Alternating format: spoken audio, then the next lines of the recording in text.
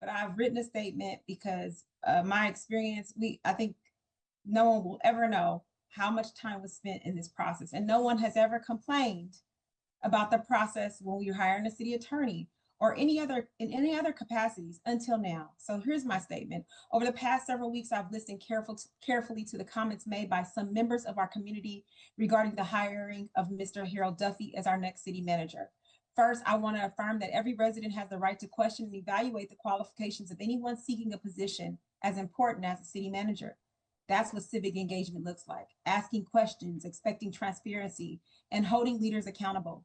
But with that right also comes responsibility, the responsibility to fact check, to base opinions on accurate information, not just what you read on a blog, and to consider the whole picture, not assumptions, stereotypes, or rest in fear. As I've listened, I've heard comments that while framed as concerns about Mr. Duffy's age, his retirement benefits, where he's worked, it's revealed something deeper, something that reveals bias. I can say that this because I know it when I hear it. As a Black woman from Oakland, I've spent my life navigating spaces where excellence is questioned simply because it doesn't fit a certain mold. I know what it feels like to have questions and qualifications scrutinized more harshly and contributions minimized way too quickly. As I also recognize a pattern in our city. This is not the first time members of our community have spoken against highly qualified Black professionals in leadership. Similar comments were made when HR Director Sakari Bashirs was elevated to serve as interim assistant city manager, and when Parks and Rec Director Harifa Lim was hired, despite the fact that both of them bring more than 45 years of combined government experience, excellence, and unwavering records of service and competence. When excellence continues to be met with skepticism only when it comes in Black skin, it is not a coincidence, it is a bias.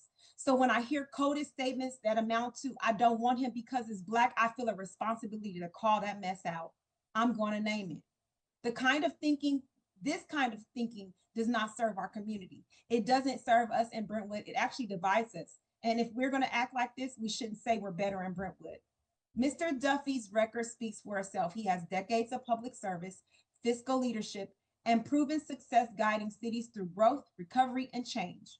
To suggest that the council did not do its due diligence is not only inaccurate, but as a woman who holds 3 professional degrees, a bachelor's in psychology, a master's in organizational development, and yes, I'm a doctor, a Juris Doctoral in law, it is an insult to the professionalism and integrity of the entire body of each and every person sitting up there on that city council.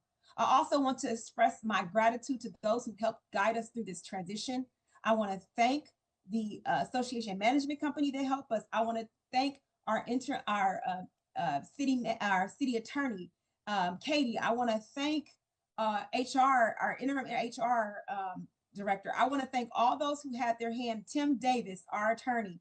I also want to express my gratitude to who helped also guided us, to Darren Gill and Sakari Bashir. Thank you for stepping in at a time when the city needed steadfast leadership. Thank you for reconnecting the council with staff during a really difficult time and helping us navigate a difficult moment with grace and straight up professionalism. To Teresa, I want to thank you for stepping up as our interim director of human resources. Thank you for your diligence, your hard work, and commitment to keeping this organization stable and strong through every phase of this process. Brentwood deserves leadership that reflects both competence and compassion. I believe that Mr. Duffy brings both. His hiring is not just about filling a position, it is affirming who we are as a city, forward-looking, fair-minded, and unafraid, to lead with integrity. And I want to say that as your vice mayor, I believe that when we stand for what is right, even if it's uncomfortable for some of us, we move our community closer to justice, equity, unity, and true progress. Thank you, Madam Mayor, for allowing me to speak.